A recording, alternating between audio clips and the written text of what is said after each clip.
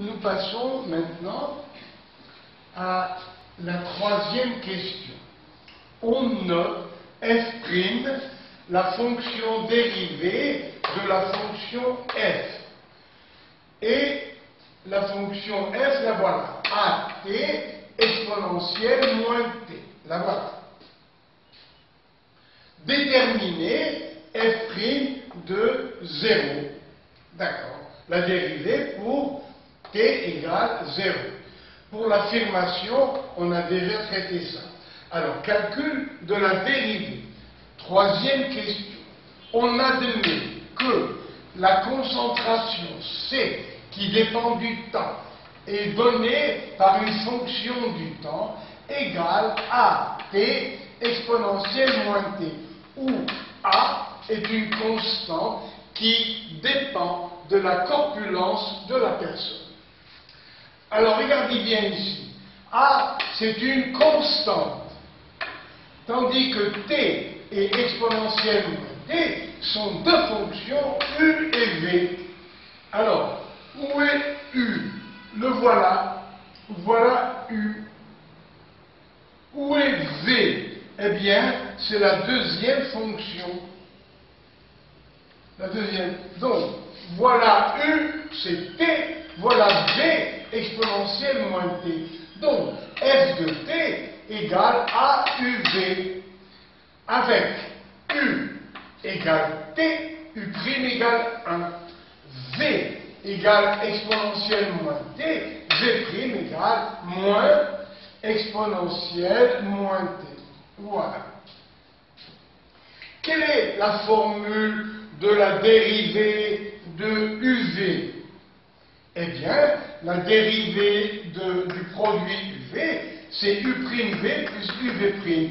Voilà u, c'est t, u' c'est 1, v exponentielle moins t, v' moins exponentielle moins t. On remplace ici et on applique la formule u'v plus uv'. Alors, u'v, c'est exponentielle moins t. Le a, on le laisse bien sûr en coefficient. Moi, je calcule la dérivée. u'v. u'v, ça fait exponentielle moins t. Plus uv'. Aïe! Dans v', il y a moins. Donc, au lieu de plus, on va mettre moins. Voilà. Moins, voilà. Donc, regardez, ça fait exponentielle moins t, u'v, plus uv', mais il y a un moins, le voilà. Donc ça fait moins u, c'est t, v', le voilà. Moins t, exponentielle moins t. Alors on met bien sûr exponentielle moins t en facteur. Voilà. Et ça nous donne a exponentielle moins t que multiplie 1 moins t. Et on nous demande la dérivée pour t égale 0. Exponentielle 0, 1. Pour t égale 0, 1 moins t, ça fait 1. Donc il ne reste que a. Donc f'0, c'est-à-dire, voyez, la vitesse de la concentration, au départ, c'est A, qui est la vitesse de réaction à la date t égale 0.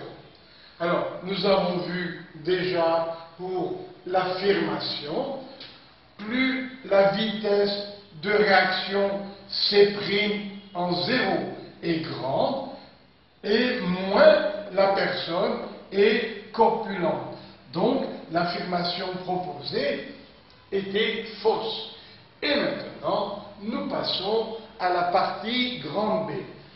Là aussi, je dois déplacer la caméra.